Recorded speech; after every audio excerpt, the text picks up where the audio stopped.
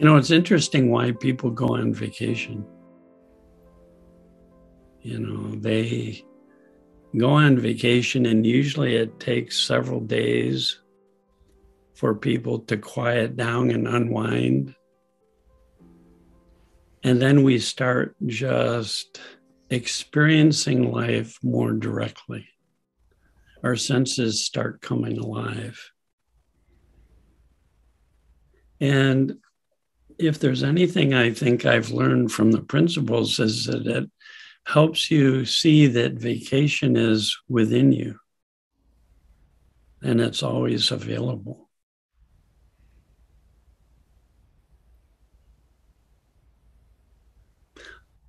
I'll start with the simplest thing I've learned from Sydney Banks, because he was all about simplicity.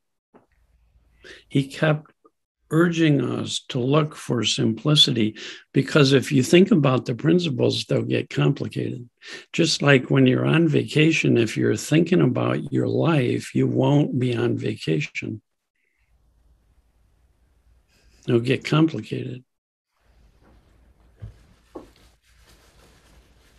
So the simplest message that I heard from Sid Banks was, every single time he talked, he'd basically say, look within.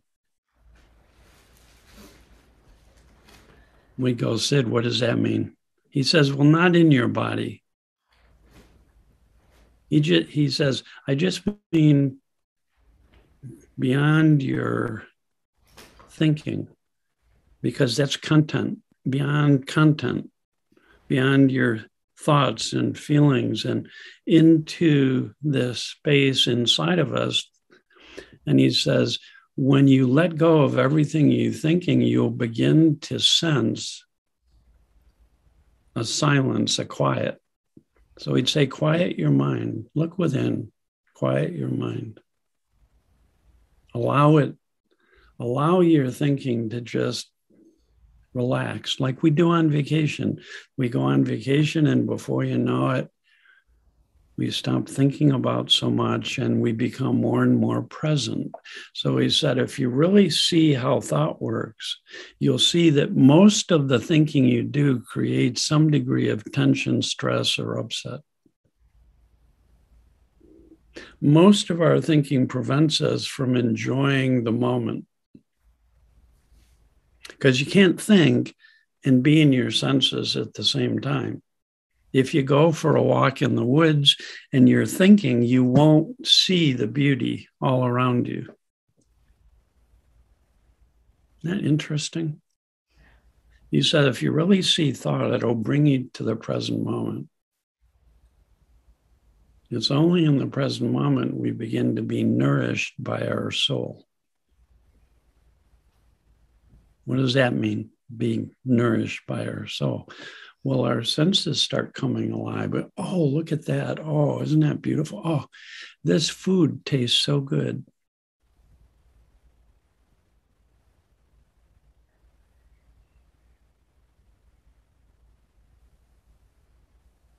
It was fun to have a meal with Sid Banks. Everything he ate and drank was the best ever. This is the best cup of tea I've ever had. And he meant it in that moment.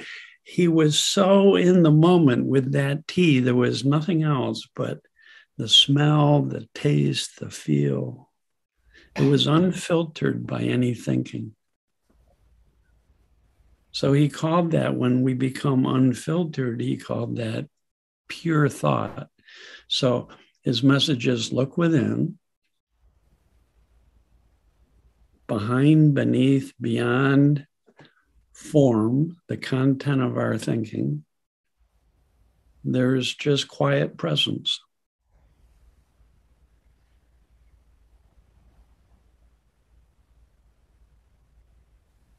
It's just a feeling of being present in life.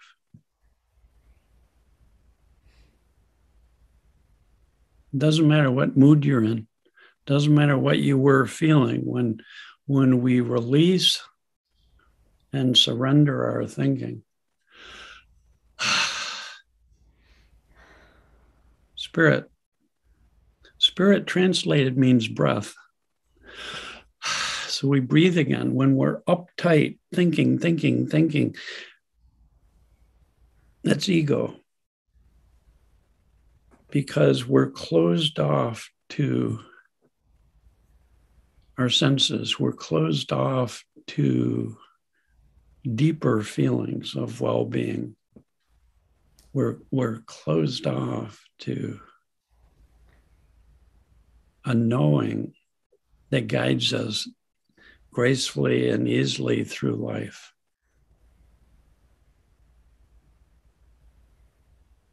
So if I put it all together, here's the simplicity that I keep coming back to no matter what happens in my life.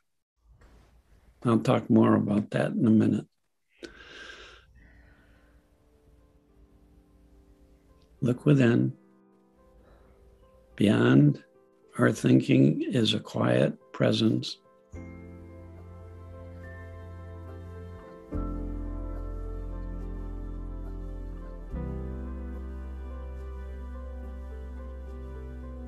Relax into that presence.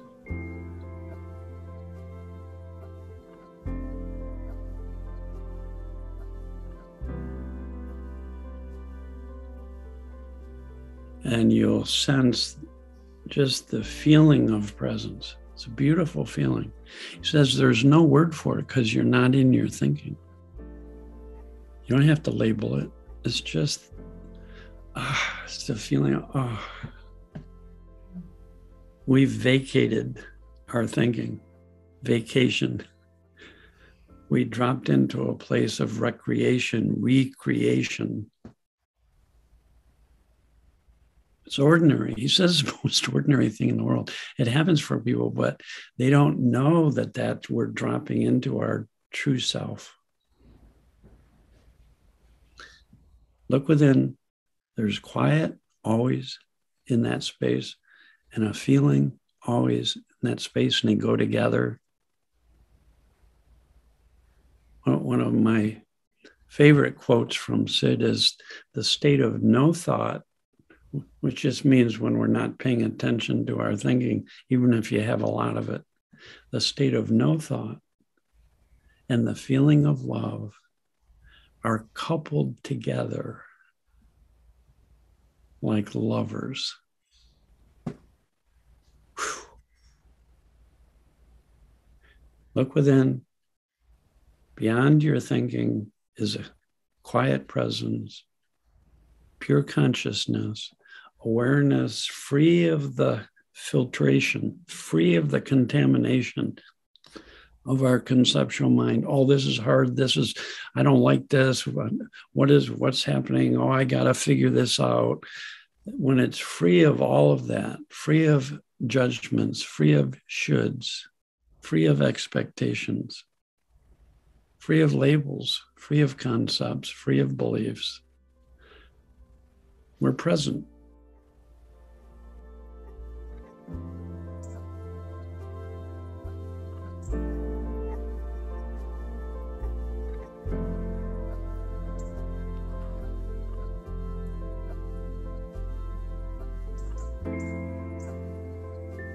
Pure consciousness, awareness, free of filtration. We're seeing life as it is now, unfiltered. We're on vacation. No matter where we are, we can be on vacation.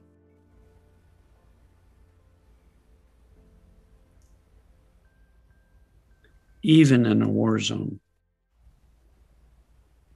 even during a family crisis, even while our kids are arguing. We're thought away from the space where we disengage from our intellect. Always, everybody. Our friend Bill Pettit says that the feeling of presence, the feelings of well-being are always accessible to everybody in every circumstance.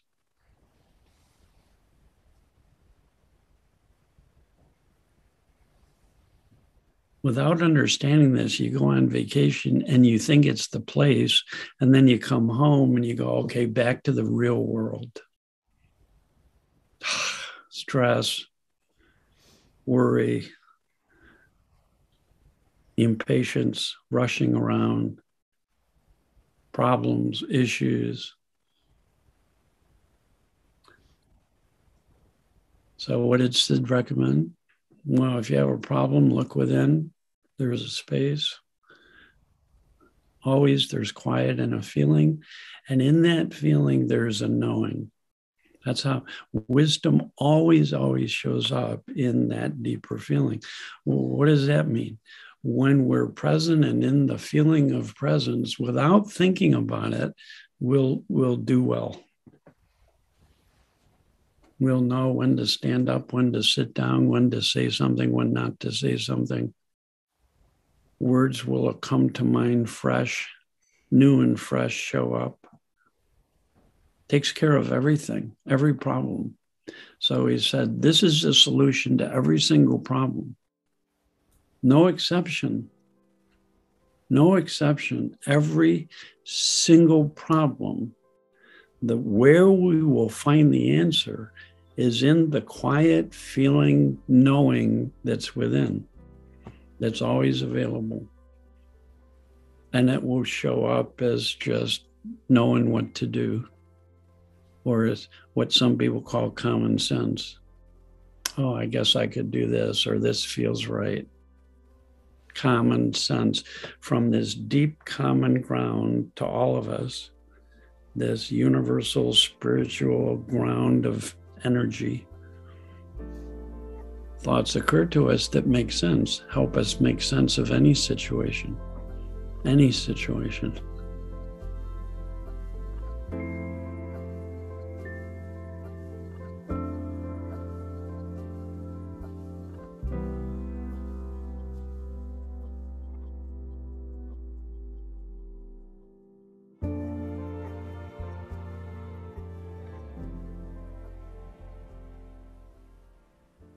One problem, we look for answers in our personal thinking, in our ego, in form.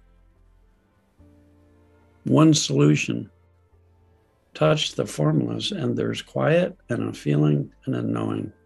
Three principles: quiet, pure thought; feeling, pure consciousness; a knowing, pure mind.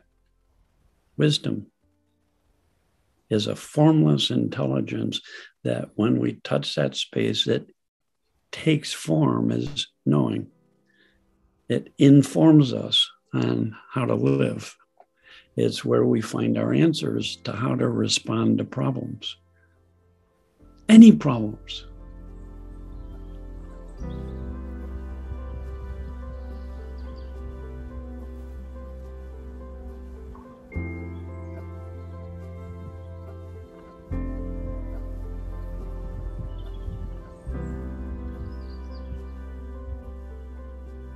I couldn't take Sid's word for this, and I don't want you to take Sid's word for it, or my word for it, or Natasha's word, or Bill's word.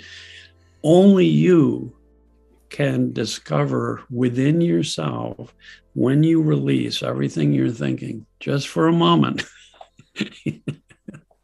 If you get nervous, you can always come back into your little pea brain computer and process already known information. But just for a moment, discover this space with awareness. Be aware of being present.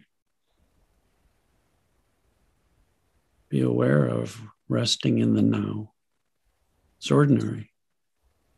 We do it at times without realizing it. Everybody. If I followed any of you around, I could say now.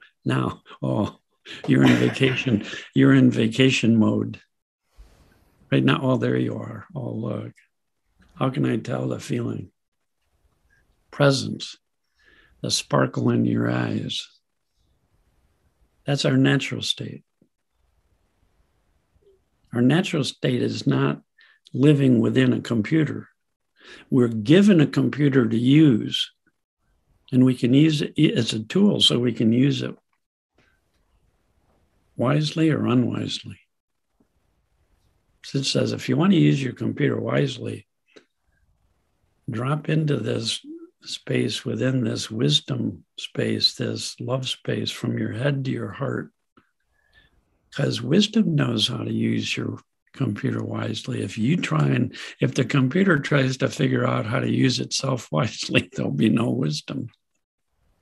You can't think your way. This is a big part of Sid's teaching. You can't think your way to wisdom. No one can. I don't care how smart you are. You can't think your way to new and fresh answers you've never had before. At some point, you have to disengage from your computer. In problem solving, they call it, this is an essential step. Think about a problem for a while, use your computer, go ahead, gather information, Google information. That's really fun to do. That's using your computer wisely. Now you gotta let wisdom bring you new and fresh, because you won't get that from a computer. So they call that in problem solving. Think about a problem, then stop thinking about it altogether and brainstorm. What's brainstorming? You clear your mind and you wait for a flash of insight. A storm. In the dark sky, a flash of light.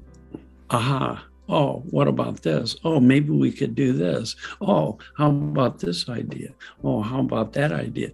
Some people just call that being creative. Well, creativity is our true nature. Any human being I know is quiet starts getting new and fresh. We're living a creative process. We're being lived from the source of creation.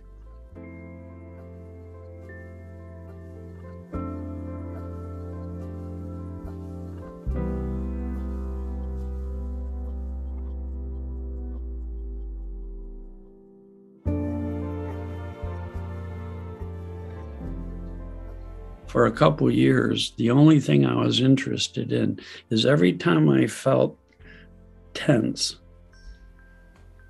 I would do this experiment, let go of everything, immediately, everything, all my thinking, feeling, let it all go. Until I began to experience quiet presence. And be aware of the feeling of presence. That's well-being. And when I felt that, I would go back into whatever situation I was in and just see what occurred to me or what came through me fresh. Unbelievable.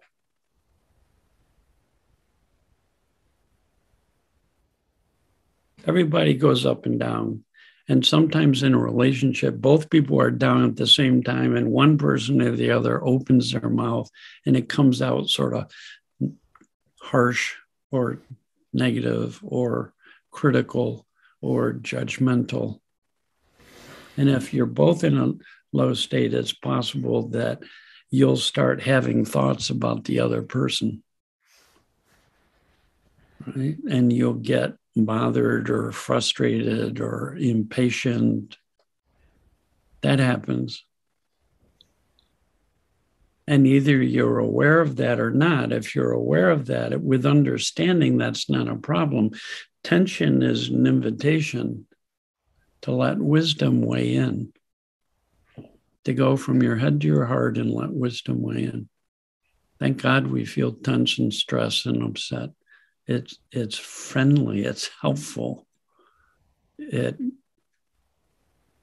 Sid called the feelings indicators of our level of well-being.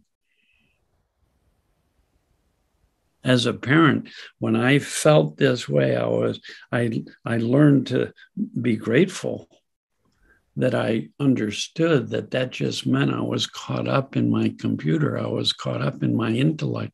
I was caught up in my personal thinking. I was caught up in my ego. How am I going to help my kids while I'm caught up in my ego?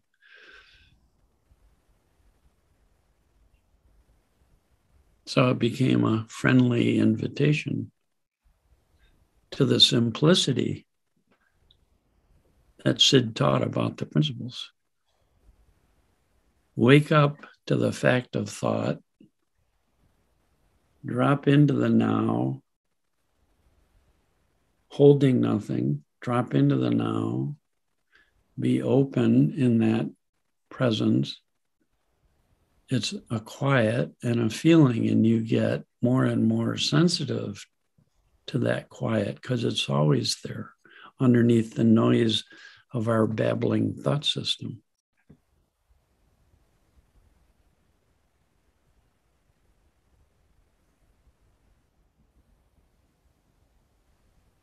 You have a big decision.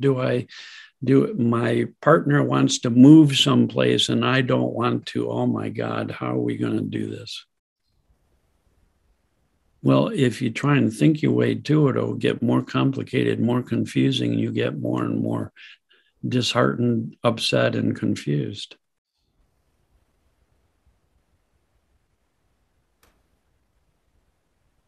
If both of you understand this process, you get quiet and you go, well, maybe we could do this, or maybe we could work it this way, or what about this? And you have these wonderful talks.